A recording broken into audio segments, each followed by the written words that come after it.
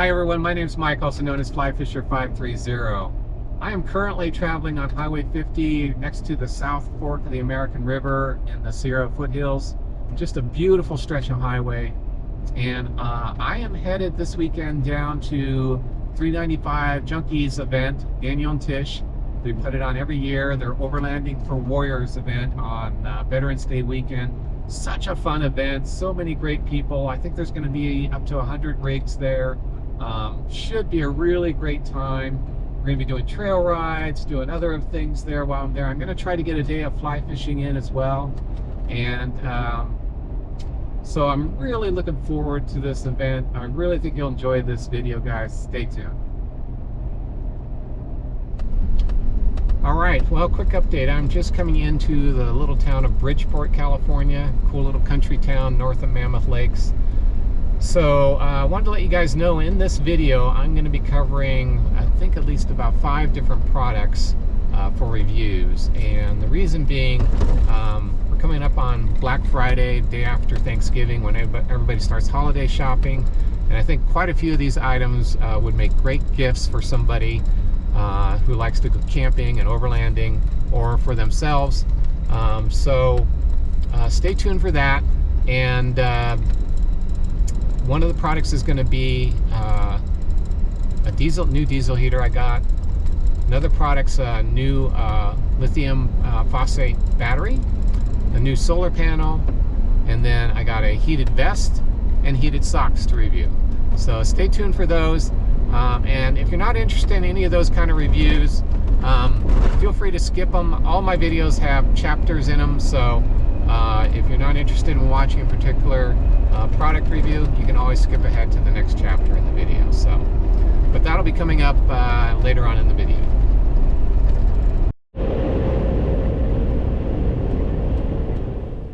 Onyx Off-Road has a new precipitation layer you can now use to plan your routes and know what kind of weather to prepare for on your overlanding journey. You can zoom into an area of interest and see the precipitation layer and tap the location to set a point of interest. When the About This Location menu comes up, tap the weather icon for a weather report. To activate this feature, tap the orange activity button, scroll down the menu until you see the precipitation layer, and then turn it on to activate it. It's that simple.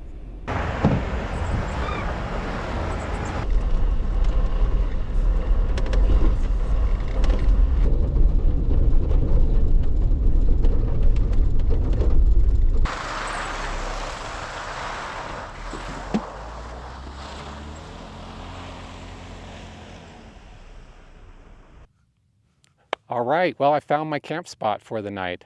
I am in the Alabama hills, only about 10-15 minutes away from where the Overlanding for Warriors event is going to be. This is one camp spot I've always wanted to check out. I've never had the time to come back here. It's really remote, way away from everybody else, and really, really cool back in here. The geology with these rocks and everything around here are really neat. I'll show you around a little bit. Over here to my right is a turnaround area. This is a dead end, so if somebody comes in here late at night, they'll have a way to turn around and get out. The campsite here is on the left. It's not exactly an even site. I'm on some rocks right now, but even those aren't really leveling out my rig all that great. But you can see the geology here. It's just such a cool area. I love the Alabama hills. First order of business is going to be getting my diesel heater set up, and then it's a new one I got from HCalory, and we'll get that set up, and then get dinner going pretty quick as well, because it's 3 o'clock already. The sun's going to start setting and it's going to get dark quick out here, so stay tuned.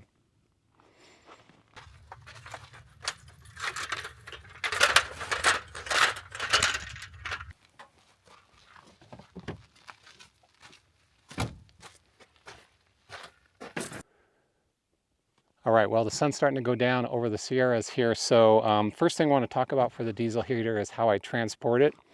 And I use this Rubbermaid bucket here to hold my diesel heater. The reason being is, I did this with my last one.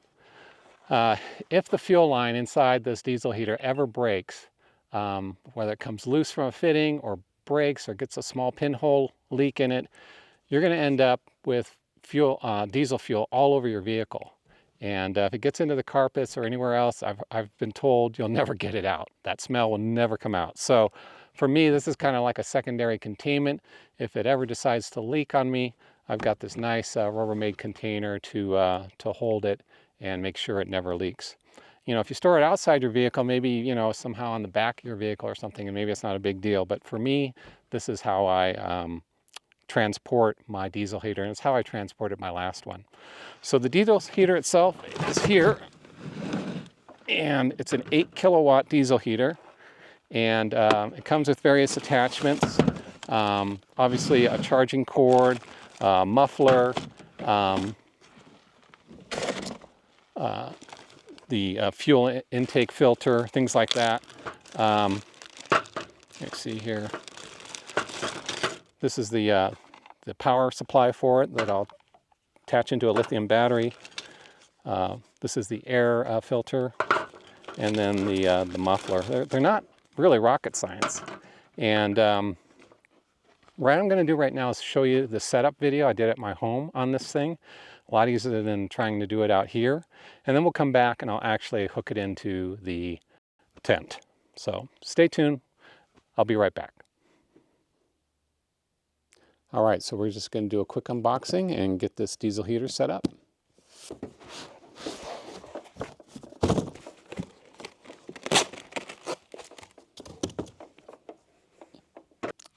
Okay, in the bottom of the box comes this manual, and HCalory is known for really good manuals, and I think you'll find this one to be extremely useful to read through and figure out all the details. But these things are not that hard to set up, and so that's what we're going to do next. Okay, underneath the filler cap for the diesel tank on this thing, which is a 6-liter diesel tank, there's a really nice filtered screen. So anything you might be pouring that might have some contaminants floating in it, the screen will capture it before it gets into the diesel heater. That's really cool. I haven't seen that before. Really nice touch. Okay. Okay, on the front here, we're going to have the control panel plus electrical connections to power the unit. And then the on the back is the air outlet and the exhaust. And we'll get those set up next. Okay, in the box is your muffler. You have the outlet for your hot air. This will be at the very end of your hose that'll go in the tent. You have your hose section, which will expand out. This is your air inlet with a piece of hose, so this would go onto this, and then it will go on the air inlet side. So it would hook in right here like this. We're actually not going to be doing that. I'm just going to go with a much simpler, attaching this onto here. On the exhaust, you would typically have it connect on here and then to your muffler like here. We're not going to be doing that either. I'm going to go just simply connect it straight in. For me, that's much simpler. You don't have a bunch of hoses to mess with. We're just going to have a very simple exhaust and inlet for the diesel heater. So this is my preferred way to set up my muffler on the diesel heater. It's the way I did on my last one. You can use the tube if you think you want to do that, but this is always outside my vehicle. It's usually always either sitting on the ground outside the vehicle or on a table like this. And for me, it's been no issue for several years now. So this is how I like to set it up, just to keep things simple. And so what we'll do next is hook up the air intakes part and get that done. All right, so I have this now with the little fitting on it. I've got this crimped down just to the point where it fits tight, but I'm not going to worry about screwing it on super tight, just enough so it stays on when you put it on. And I'm not going to worry about crimping it down so tight you can't pull it off. So it's just a friction fit now. So the air intake is on there. And we are pretty much ready to install the air outtake. The hot air will come out on this side. And yes, it does come out on the hot muffler side. This is going to be really hot, so you do not want to touch this when it's running. You'll also see a lot of smoke come out initially, especially if you have the metal pipe. And I'll insert a picture of here my last diesel heater. You will see a lot of smoke come out the first few minutes because there is like an oil that's used in these, the manufacturing of these units that's going to be on there, a small sheen of oil or something, and that's going to burn off the first few minutes. That smoke will be gone. So that is normal when you're first operating these things. The, the heater tube that's going to run into your tent will connect up next and should be almost ready to go. All right, after 20 or 30 minutes, it's done. It really doesn't take a lot of effort to set these diesel heaters up. Still need to fill up the gas tank or diesel tank, and still need to hook up the power source. But as you can see, I've got the air inlet side done, got the muffler connected, and this would be the heater outlet hose. This would be where the hot air comes out. The one thing you do want to make sure is that this hose never touches this exhaust. I don't know why they do this on the diesel heaters. It seems my last one was the exact same way. It must just be the way these things are designed. But you'd want to, somehow prop this up with some bungee cords or rope. Wherever you're going with this, you do not want to let it come down and be in contact with the muffler. This is rather short. I'm going to leave a link in the description for a longer piece you can get off of Amazon. I would want at least something that's 8 to 12 feet long. Because it has to come from the ground up into my tent. This would not work for me as far as a hose section. But this is what you get, and it's pretty cool that the tank's internal on this, which is nice. On my other one, the tank was external, and that made for a problem with these things wanting to tip over. That the tank on the outside would invariably create a situation where these cases will want to tip over, so I always had to lean it against something to keep that from happening. But pretty much set up, ready to go, and we'll go back to the campground. Okay, now that we're back, I think the first thing I'm going to do is get the muffler hooked on, which it should just, yeah, it's on this side. I've got mine marked with arrows now so that the hole on the bottom, which is to drain water, is on the bottom. So these little arrows just remind me which way to point this thing. That's connected. Then you have your air inlet side. And again, I just have a very kind of friction fitting here. That's done. Now really the only thing left to do is power it up and put the hose up into the tent. We'll do that next. Okay, so I have this diesel heater turned so the exhaust is out this way. The air inlet's on this side with the control panel, but I'll actually be using the app on my phone.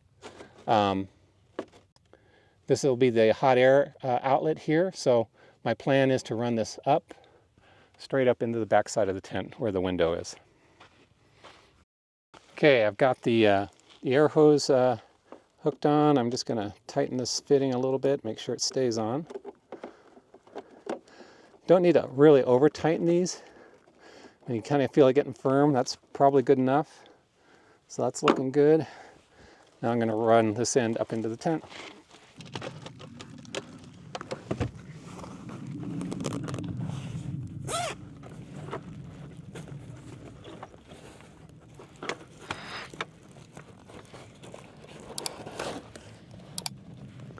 Then I just pull the zipper back down around it. So you have minimal airspace. There we go. Should be good enough. Okay, as you can see, I've got the straps hooked up here to this handle just to prevent this from wanting to sag down. So it should stay off the muffler tonight. And I think we're ready to start it up. Okay, so we have this now hooked up to power here to a lithium battery inside the Jeep. So you can see the screen's already showing that it's receiving power. We'll hit the, what we'll do first is we're going to prime it once, hitting these two buttons.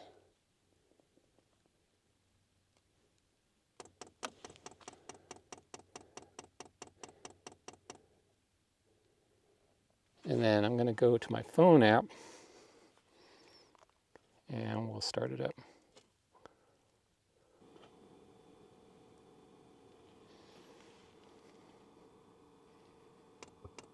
There we go.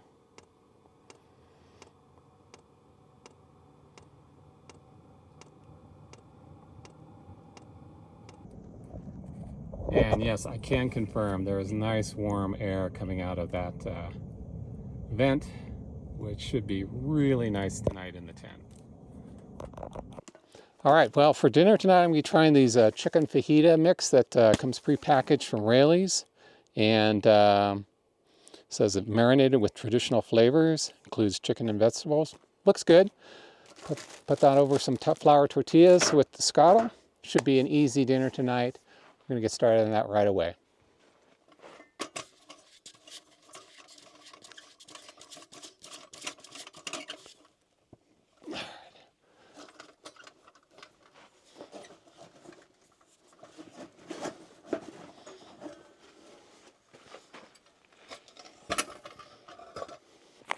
Okay, so we have both chicken and the vegetables in separate pouches. We're just supposed to put them over medium heat, cover them up with the top, and let them simmer for about, they said about 7 to 10 minutes. So get these going, see how it goes, and then we'll get the flour tortillas done.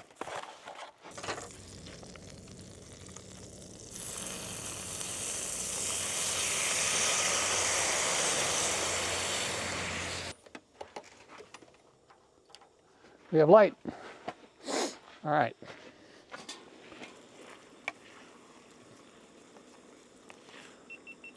Oh man, this smells so good. I'm glad they put a lot of liquid in the bag, so it has some juices to kind of cook in. Yeah, this is great. All right, well, this is looking really good. I think it's plenty cooked, so we're gonna put this in some foil and keep it hot, and then we'll get the tortillas going next. Let's see, ready to plate up. Need a beer. Finally understand how to do tortillas, at least to get them kind of bubbling but not burned, and gotten a lot better at it over time. Took some practice. All right, moment of truth, here we go. It smells so good, I have to say. I know it's well cooked.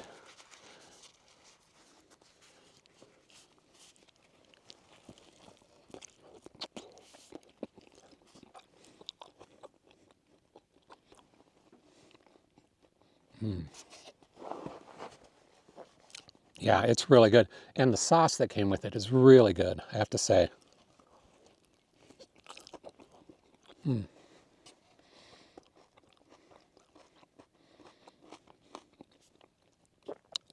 So I'm going to just enjoy this meal here, guys, with my beer, and I'll be back with you in a little bit.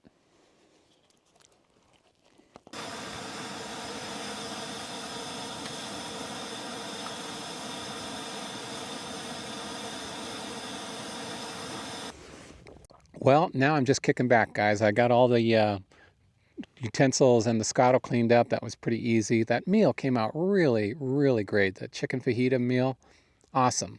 And I think now I'm just going to kick back for the rest of the evening here.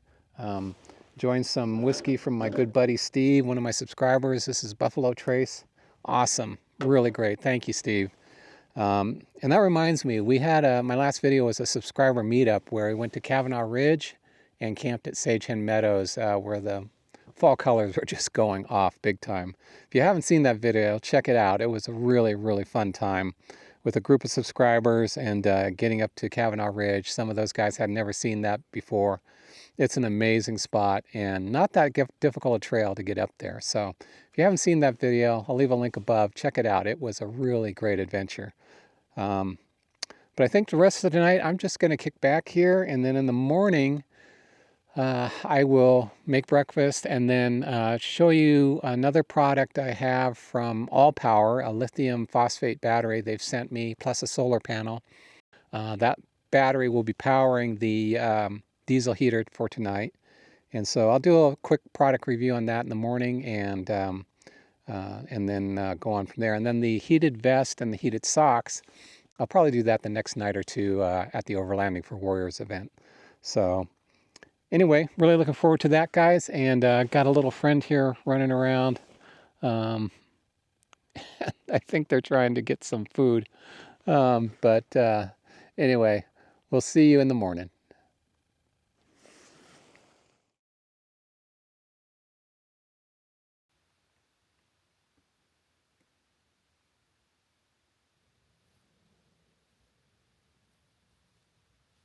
All right, guys, beautiful morning this morning. Man, I woke up with Lone Pine Peak here in the distance being hit by the sunlight, and behind that, Mount Whitney. Just gorgeous here. Um, so yeah, had a great night's sleep last night. It was just awesome campsite. I love this campsite. Couple updates. I have a new drone here. It's a Mavic Air 3S. I have crashed my other drone a number of times to the point where I realized if I lost it on a trip, I'd really like to have a backup. So I'm moving that drone, which was a Mavic Air 2S, to a backup position. It's in my rig, but this will be my primary drone from now on. And it really is nice. It has some really nice features. Um, and then the other thing I want to let you guys know is Driving Line and Nitto are now sponsoring me, and they've sent me a set of trail grapplers that I'll be running on my rig. And we're super excited about that. I've never had mud terrains on my rig before. I've always ran all terrains, but these, I have to say, are super quiet. I was driving down the highway for hours yesterday, didn't notice any difference in the Jeep at all. So that was really cool, and really looking forward to putting these to the test in the coming months on various trails. So, and the other thing I got as well with these is Method race wheels. I got the beadlock MR701s. So now I can really air down my tires a lot further than I have been, since I'll have the beadlock technology. So to combine those Method race wheels with these tires, the Nitto Trail Grapplers, is awesome. Really looking forward to making some content this year featuring those things. So, all right, so I'm going to get breakfast going. Stay tuned.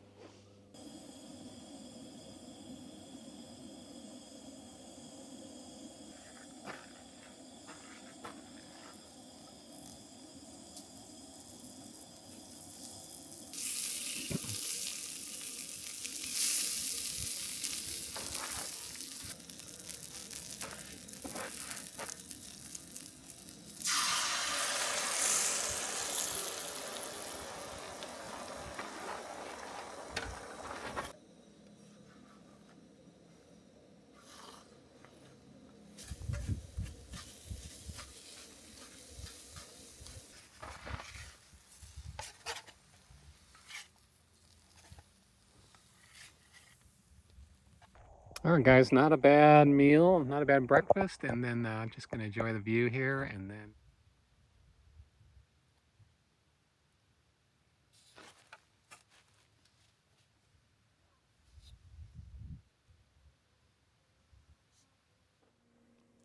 all right, guys, so this is the battery that was powering my diesel heater last night. This is the Allpowers R1500 model. It's a lithium phosphate battery that they claim can go about 3,500 cycles, or they estimate about a 10-year lifespan, which is crazy to me to think you can have a battery last that long. But that's the quality of lithium phosphate now. You can really get a lot of life cycles out of that type of battery. This has, you know, your standard AC outlets. It has two USB-As, two USB-Cs, and as well as your round 12-volt outlet. And then on this side, of course, you can plug in a solar panel. And then on this side, actually has two ports to daisy chain other batteries, other Allpower batteries to this battery, and increase the capacity substantially. So really cool that it can do all those things. It also has, for a phone, it has charging ports on the top here. You can just set your phone on, and it will magnetically charge your phone. Really cool. So I can't stress enough how good a quality they make. If you saw my last video I did with an Allpowers S2000, I stress tested that thing to the max by hooking up an electric heater, electric tea kettle, all sorts of battery chargers, my laptop, and maxed out its wattage capacity, and it took it like a champ. So I know Allpowers makes really good quality batteries. This is connected to their solar panel, and this is their 200-watt solar panel. This is an incredible solar panel, in my opinion.